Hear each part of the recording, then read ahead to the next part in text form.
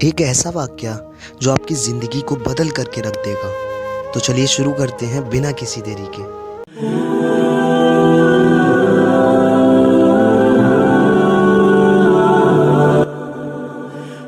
پیارے دوستوں، ایک گاؤں میں ایک صاحب کی اپنے بیوی کے ساتھ کچھ ہنبن ہو گئی۔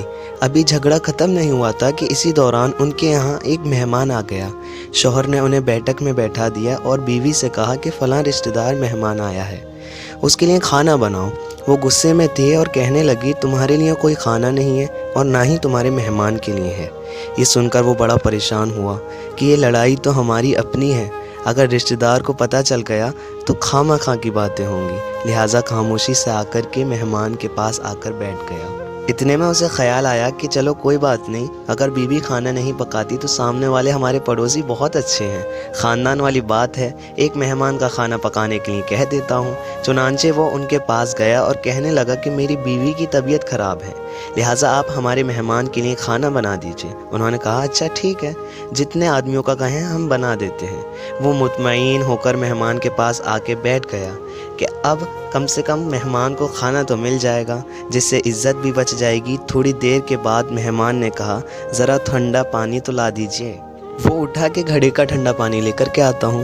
اندر جا کے دیکھا تو بیوی صاحبہ تو زاروں قطار رو رہی ہیں۔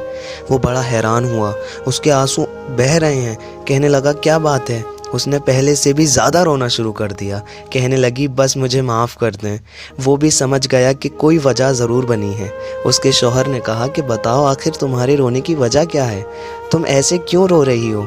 بیوی نے کہا پہلے مجھے معاف کر دیں، پھر میں آپ کو بتاتی ہوں کیا بات ہے۔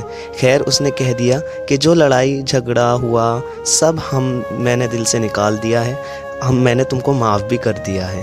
کہنے لگی جب آپ نے آ کر مہمان کے بارے میں بتایا تھا نا، اور میں نے کہہ دیا تھا کہ آپ کے لیے کوئی کھانا نہیں ہے اور نہ ہی آپ کے مہمان کے لیے، چلو اس کو چھوڑو، مگر میں نے دل میں سوچا کہ لڑائی تو میری اور آپ کی ہے اور یہ مہمان رشتہ دار ہیں، ہمیں اس کے بارے میں پول نہیں کھولنی چاہیے کہ ہماری کوئی لڑائی بھی ہوئی ہے۔ پھر میں اٹھی چلو کھانا بنا دیتی ہوں۔ جب میں کچن میں آ گئی تو میں نے دیکھا جس بوری میں ہمارا آٹا پڑا رہتا ہے نا، ایک سفید رشک آدمی اس بوری میں سے آٹا نکال رہا ہے۔ یہ منظر دیکھ کر میں سہم گئی۔ وہ مجھے کہنے لگا اے خاتون پریشان نہ ہو، تمہارے مہمان کا حصہ تھا جو تمہارے آٹے میں شامل تھا، اب کیونکہ یہ پڑوسی کے ہاں پکنا ہے اس لیے میں اس آٹے کو لینے کے لیے آیا ہوں۔ محترم عزیز دوستوں، اس واقعے سے ہمیں یہ ثابت ہوتا ہے کہ مہمان بعد میں آتا ہے، جبکہ اللہ تبارک و تعالیٰ اس کا رزق پہلے ہی بھیج دیتے ہیں۔ ہم امید کرتے ہیں کہ آپ کو آج کی یہ ویڈیو پسند آئی ہوگی، اس لیے ویڈیو کو لائک اور کمنٹ اور دوستوں کے ساتھ شیئر کرنا بالکل مت بھولیے گا۔ مزید ایسی ویڈیو دیکھنے کے لیے ہمارے یوٹیوب چینل فیض اسلامک سینٹر کو سبسکرائب ضرور کریے گا۔ السلام علیکم ورحمۃ اللہ وبرکاتہ۔